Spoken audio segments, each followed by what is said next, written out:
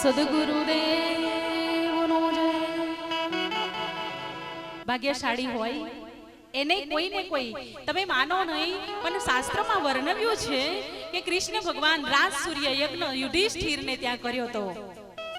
યુધિષ્ઠિરને ત્યાં રાજ સૂર્ય યજ્ઞ હતો અને એ યજ્ઞની માય કૃષ્ણ ભગવાન પોતે ત્યારે તો પંગત બેસાડીને જમાડતા હતા। બુફે ત્યારે નહોતું, પંગતથી જમાડતા હતા। બધાને જમાડે ને તો કૃષ્ણ ભગવાન સ્વયં પોતે પતરાડા વેન્યા છે, બાજો વેન્યો છે। બાજો પતરાડા વેનવાની સેવા ભગવાને કરી છે। સેવા કઈ સામાન્ય નથી। અને કોઈ પણ આશ્રમમાં તમે જાઓ, એની જ વાત નહીં, આશ્રમમાં જાઓ, કોઈ પણ તીર્થમાં જાઓ, આશ્રમોના નિયમનું પાલન કરજો, આશ્રમની મર્યાદા જાળવજો। એ જગ્યા ઉપર પાન પડીકી બીડી તમાકુ નહીં એટલે નહીં। કોઈ પણ આશ્રમ હોય, કોઈ પણ ગુરુનું ધામ હોય, કોઈ પણ જગ્યા હોય, એ આપણી કુટેવ હોય, આપણું વ્યસન હોય, આપણી આદત હોય ને, એને ઘડીક વાર ખિસ્સામાં રાખવું 2-5 કલાક માટે, પછી એ તો ઈ કરવાનું જ છે। પણ આ કુટેવ આપણે જે જગ્યા ઉપર ગયા હોય એ જગ્યાને માન આપીને એટલો સમય મર્યાદામાં, આશ્રમો હોય તો આશ્રમની મર્યાદા, મંદિર હોય તો મંદિરની મર્યાદા, જીવનમાં વ્યસન કાઢીશું ને તો આપણે જીવનમાં આગળ વધીશું। અને બીજાની પાસે તો એવું કીધું છે કે 6 વિષયો છે, શબ્દ, સ્પર્શ, રૂપ, રસ ને ગંધ। આ 6 વિષયો છે। આ બીજાની પાસે તો એક જ છે, પણ મનુષ્યની પાસે આ બધું છે। શબ્દ, સ્પર્શ, રૂપ, રસ ને ગંધ, આ બધું છે મનુષ્યની પાસે। શબ્દ, સ્પર્શ, રૂપ ને ગંધ, આ વિષયોની માય આખી દુનિયા ખલાસ થઈ ગઈ છે।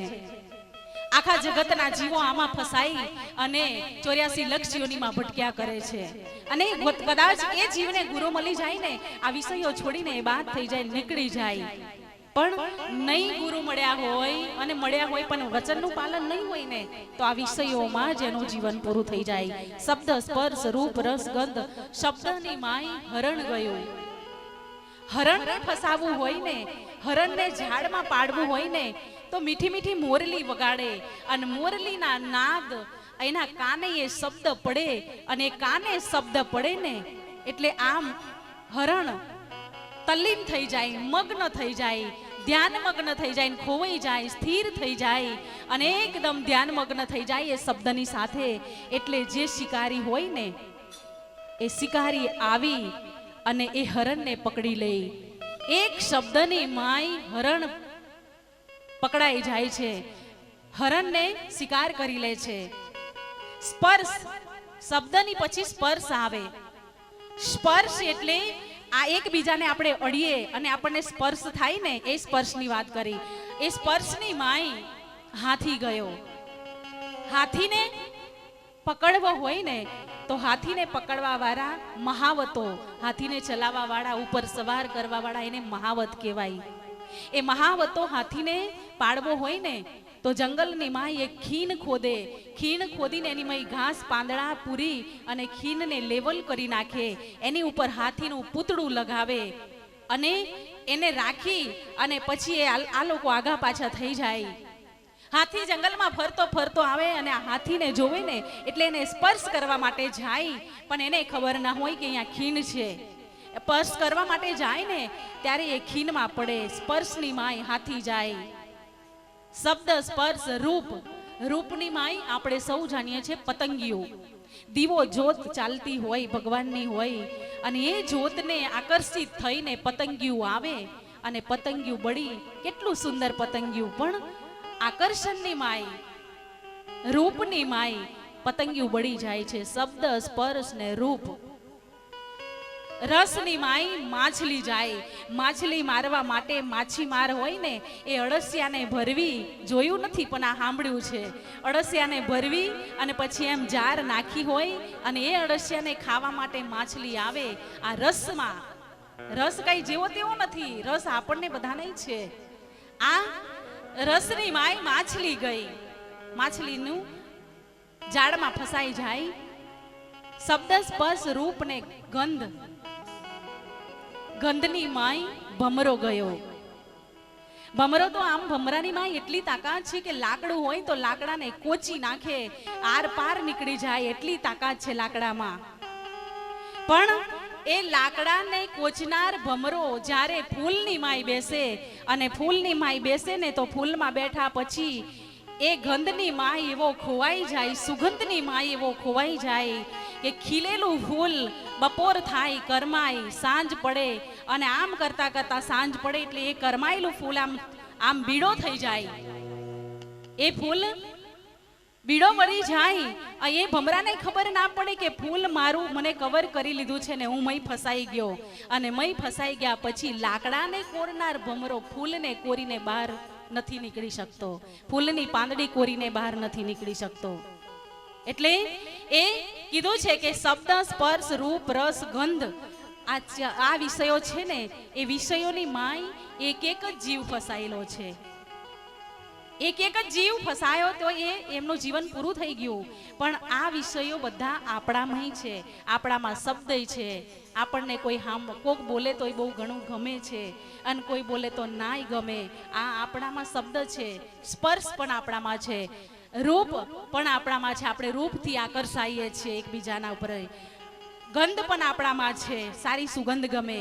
રસ પણ આપણામાં છે, સારું સારું ભોજન ગમે, આપણને ભાવે. એટલે મનુષ્યની માય તો છએ છો છે. એટલે કીધું કે એક એક વારા ફસાયા છે તો આપણામાં તો આ બધા પડેલા છે. તો આપણે કેટલા ફસાયેલા છે. આમાંથી નીકળવા માટે કોઈ ગુરુની જરૂર છે, આમાંથી નીકળવા માટે કોઈ સંતની જરૂર છે. આ વિષય વાસનાઓ છૂટી જાય ને તો આ મનરૂપી આત્મારૂપી આ જીવન લઈને આવ્યો છે ને આ દેહ, એ દેહમાંથી એ સુંદર એવું જીવન જીવે. પણ આ બધું નીકળવું પડે. આના માટે કોઈ ગુરુ જોઈએ, આના માટે કોઈ સદગુરુ જોઈએ, આના માટે કોઈ મહાપુરુષ જોઈએ. અને કરી લેજો, ન કર્યા હોય તો કરી લેજો. આજ્ઞાનું પાલન ન થતું હોય તો કરજો, ગુરુના શબ્દનું પાલન કરજો. ભવસાગર તરવું હોય, ભજન કરતા હોય તો આ બધું આપણને લાગુ પડે છે કે આપણા ગુરુના શબ્દ, આપણી આજ્ઞાનું પાલન આપણે કરવું જોઈએ. તો જીવન આટલું સુંદર મળ્યું છે, સુંદર જીવનને સુંદર રીતે જીવી લેવું. કાલનો કોઈને ભરોસો નથી, ખબર નથી પલકી અને બાત કરે કલકી. આજ અહીંયા બેઠા છે, ઘડીકમાં શું થવાનું છે એની ખબર નથી આપણને.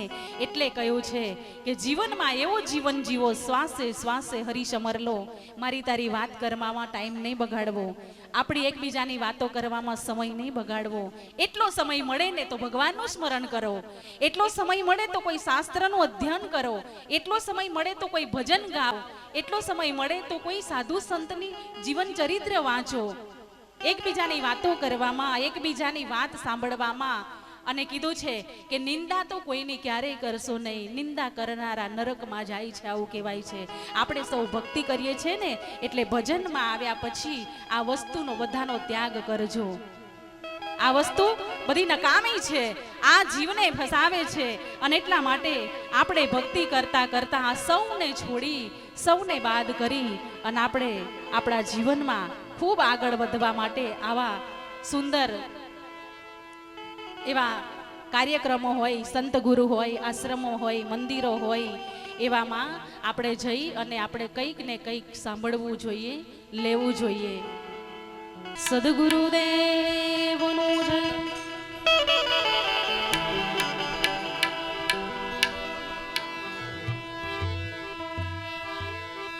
વાણી રે વાણી મારા સદગુરુની વાણી.